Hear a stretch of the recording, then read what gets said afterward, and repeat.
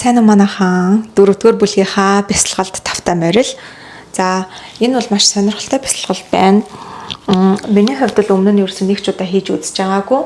Тэгэхээр бүгдээрээ бас хамтдаа шинээр хийж үзвэл аюу сонирхолтой авах уу гэж бодож байна. Тэгэхээр Kirtan Kriya гэдэг нэртэй ийм бясалгал юм байна. Тэгэхээр энэ нь ийм авиатай мантра бясалгал гэж байдаг. Миний хувьд бол Soham гэдэг одоо ийм санскрит мантра бясалгал хийжсэн бас үнэхээр гоё тайвширдаг.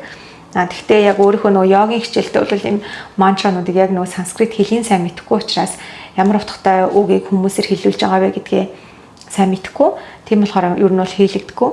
Гэхдээ энэ дээр сат нам гэдэг нь юу гэсэн үг вэ гэдэг нь гэсэн нь truth identified буюу truth is your name гэсэн үг гинэ. Тэр нь яг таны үнэн зүйл, таны нэр бол үнэн зүйл юм аа. Буюу та өөрөө чин үнэн юм аа гэсэн утгатай юм байна л та. Тэгээд ийм гарын хөдөлгөөнтэй 4 авиаг хэлдэг юм байна.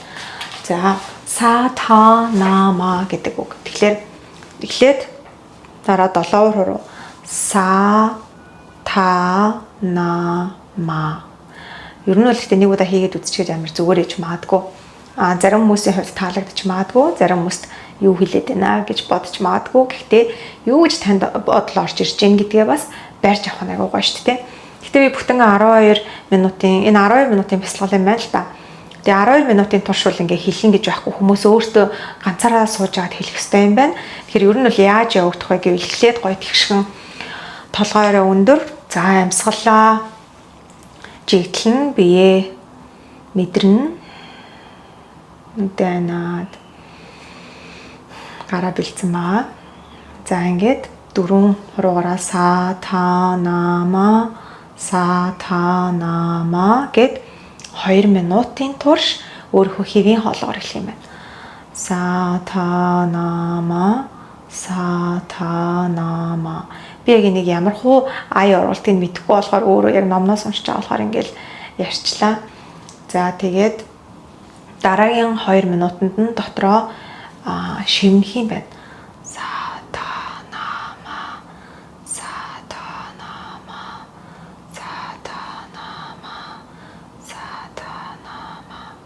гэд. За тэгээд дараагийн 4 минутанд нь дотроо хэлээ гаднаа хуруугаараа зүгээр.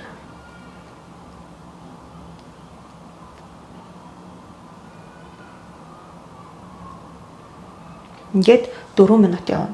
За энэ 4 минут дуусны дараа буцаад шивнж эхлэх юм байна. Са та нама гэд. Тэгээд дараа нь энгийнхаа хоолоогоор са та нама. Ингээд 12 минутын бясалгал дуусах юм байна. Та хэд маань бас хийж үзээд ямар санагдах уу гэдгийг хэлээрэй. Бас гоё тайвширч маадгүй яг юм нөгөө хоолой хүрд ажиллаж чичирхийлүүлж байгаа ийм бясалгалууд бас айгүй гоё ингээд юм дотор байгаа бүх зүйлийг гаргаад өчтдөг.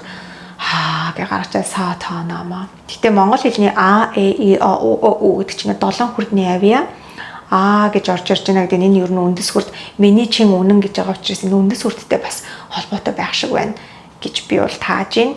За тэгээд бүгдээрээ дараагийн бясалгалаараа уулзцгаая. Баяртай.